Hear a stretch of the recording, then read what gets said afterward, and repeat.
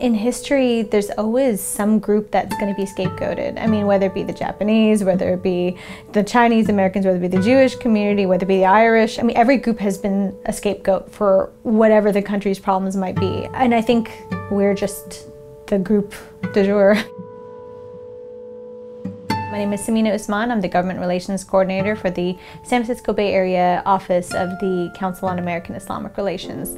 So what our office does is that we provide free legal services for people experiencing any discrimination, hate crimes, basically Islamophobia in general. But in addition to that, I'm also a mom. I have 2 young kids, and I'm an American Muslim born and raised in California.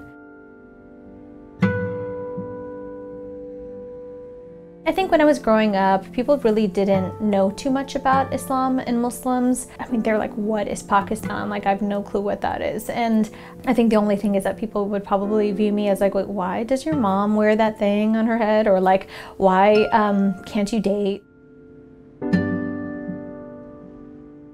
But I feel like everything did change post 9/11. After that, I noticed a shift in the conversations and people's perception about Islam and Muslims.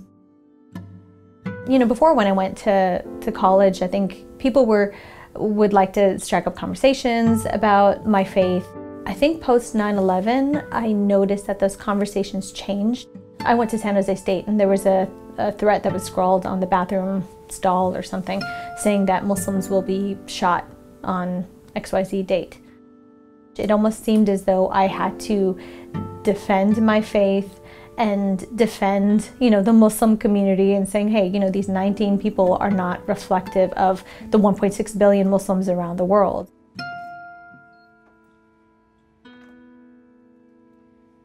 There's been so much damage that's been done, especially in this past presidential election. We've had hate incidences increased by 57% across the country in this past year. And if you look at the numbers between 2014 and 2016 for hate crimes, that has seen a 584% increase.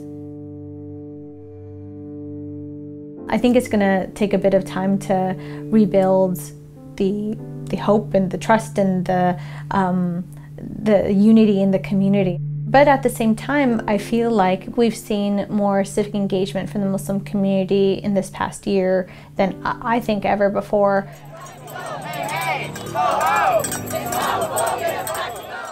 Democratic clubs or different, you know, clubs in order to get out the vote. You've seen people who have, you know, been endorsing candidates or volunteering for different candidates.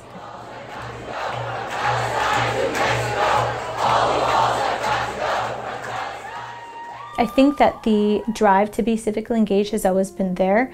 However, I think now it's become more clear that we have to be involved, we have to be engaged. Because if our voices are not going to be heard, then somebody else is going to be speaking for us.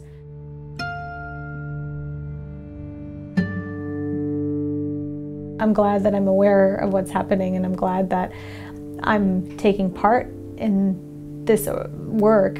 But at the same time, I do have to worry about my security and my coworkers' security, because there are some people who have some unhinged views about what we do and about our community.